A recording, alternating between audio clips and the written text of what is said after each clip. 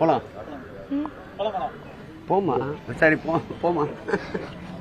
மாண்புமிகு தமிழ்நாடு முதலமைச்சர் அவர்களின் அறிவுறுத்தல்படி பெருநகர சென்னை மாநகராட்சிக்குட்பட்டு வார்டு வாரியாக ஆய்வினை மேற்கொள்ளப்படும் என்று தெரிவித்தவாறு இன்றைக்கு ஆறாவது நாளாக மாண்புமிகு இந்து சமய அறநிலையத்துறை அமைச்சர் அவர்களுடன் இணைந்து ஒவ்வொரு வார்டு வாரியாக மக்களின் குறைகளை கேட்டு அறிகிறோம். இந்த ஆய்வின் பொழுது அந்த பகுதிக்குட்பட்ட மண்டல குழு தலைவர் அவர்களும் மாமன்ற உறுப்பினர் அவர்களும் மாநகராட்சி சார்ந்த அதிகாரிகளும் மெட்ரோ துறை சார்ந்த அதிகாரிகளும் மின்சாரத்துறை சார்ந்த அதிகாரிகளும் உடனிணைந்து இந்த ஆய்வினை மேற்கொண்டு வருகிறோம்.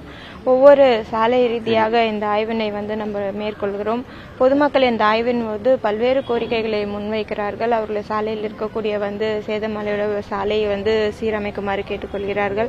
அதே போல ஸ்ட்ரீட் லைட் மாற்றி தருமாறு கேட்டுக்கொள்கிறார்கள். இந்த ஆய்வின் பொழுது வழியில் இருக்கக்கூடிய அங்கன்வாடிகள், மருத்துவமனைகள், அதுக்கப்புறம் மாநகராட்சிக்குட்பட்ட பார்க்குகள், இந்த மாதிரி அனைத்துலையுமே ஆய்வினை தொடர்ந்து மேற்கொண்டு வருகிறோம். இன்றைக்கு வில்லிவாக்கம்குட்பட்டு 97வது வார்டு பகுதியில் இந்த ஆய்வினை மேற்கொண்டிருக்கோம். இன்றைக்கு காலை முதல் ஆய்வின் பொழுது இங்கு 97 வார்டுக்குட்பட்டு ஒரு ஷட்டில் கோட்டை ஆய்வினை மேற்கொண்டும். அது பக்கத்தில் இருக்கக்கூடிய ஜிம் கன்ஸ்ட்ரக்ஷன் ஒர்க் போயிட்டு இருக்கு. அந்த பணிகள் எப்படி நடைபெறுகிறது ஆய்வினை மேற்கொண்டும். அதைத் தொடர்ந்து அங்கு பகுதியில் உள்ள மருத்துவமனை, மாநகராட்சிக்குட்பட்ட ஆரம்ப சுகாதார நிலையத்தை ஆய்வினை மேற்கொண்டும்.